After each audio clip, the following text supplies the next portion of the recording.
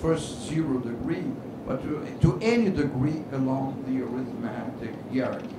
You can build explicit expressions for degrees, for characteristic functions that represent degrees along the arithmetic hierarchy.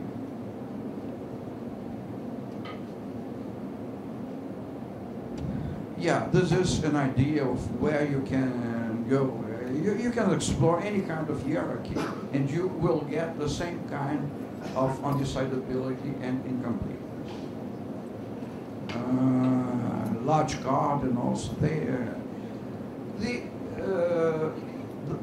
the summary is undecidability and incompleteness aren't just things that lie at the border of mathematics. They appear in the center of mathematics. They are the typical, I would say. I'm just using informal terms. I'm not using an explicit topology in the set of all mathematical sentences to say that this is generic and non-generic in some precise sense. But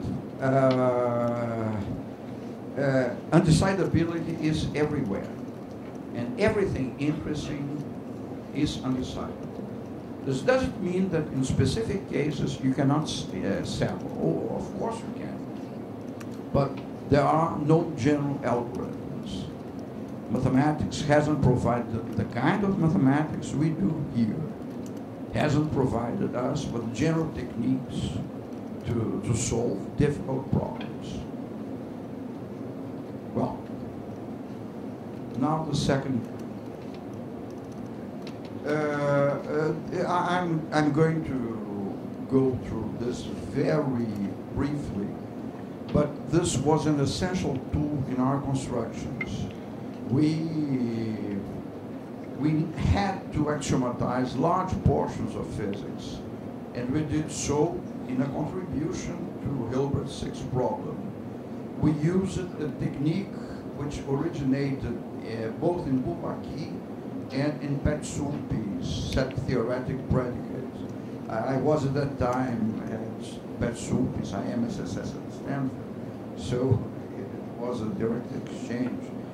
And Newton and Rolando developed that technique by giving a more formal and more manageable treatment for it. That's how we managed to axiomatize large portions of physics. Not everything, because there are things like the H theorem in thermodynamics and portions of the theory of Feynman integrals, whose mathematics foundations are still quite uncertain. But the usual stuff, quantum mechanics, ordinary quantum mechanics, Dirac's quantum mechanics, classical mechanics, general relativity, gauge field theory, and the classical portion, everything has been axiomatized. And we could then apply our results to it.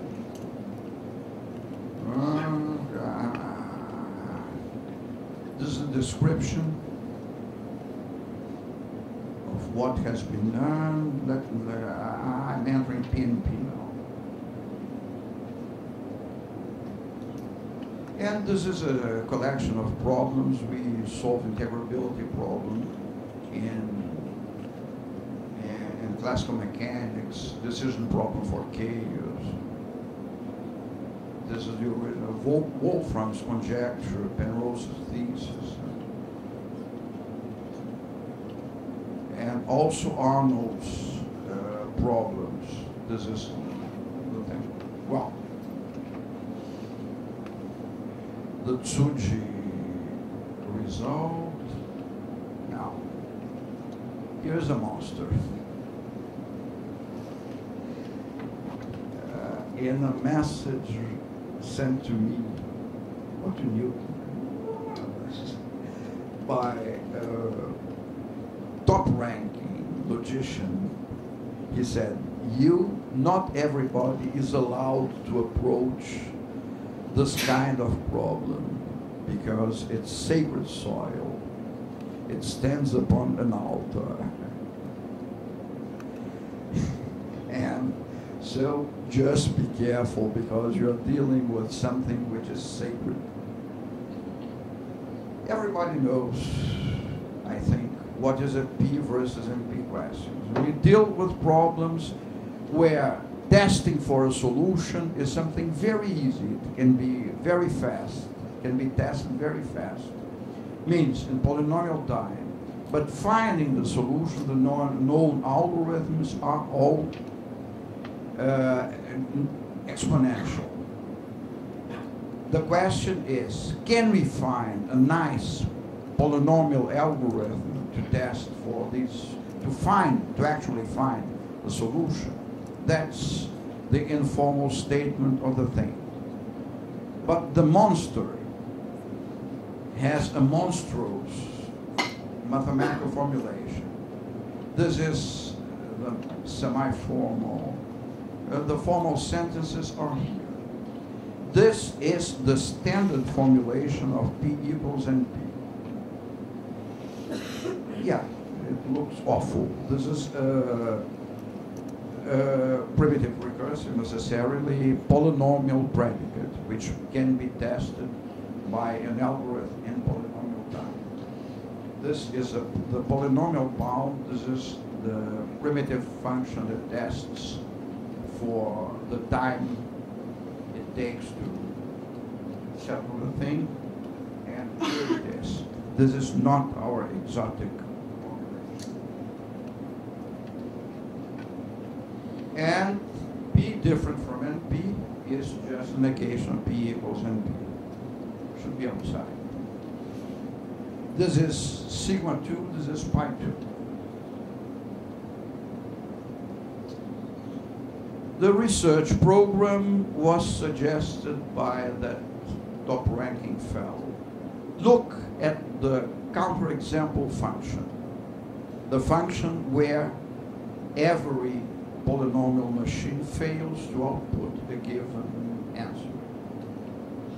And this fellow added, you'll see that surprisingly it grows beyond all bounds, well far beyond beyond the probably total recursive functions in set theory. It grows extremely fast in its peaks. This idea had been already used by Paris Harrington, but he dealt with a much tamer, fast-growing function. And we invented this so-called exotic formulation, which is essentially, this is very much like, this is not the actual formulation, but gives an idea.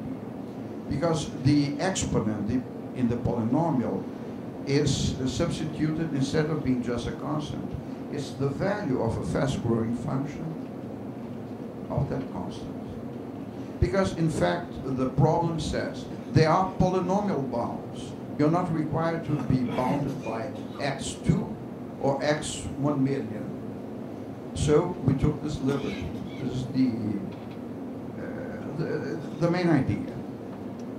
And there is another trick. For mathematical reasons, we couldn't use that definition.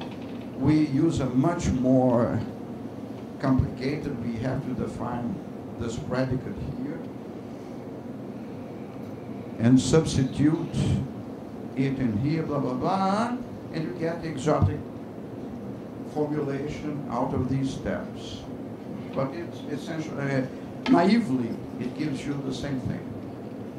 The result.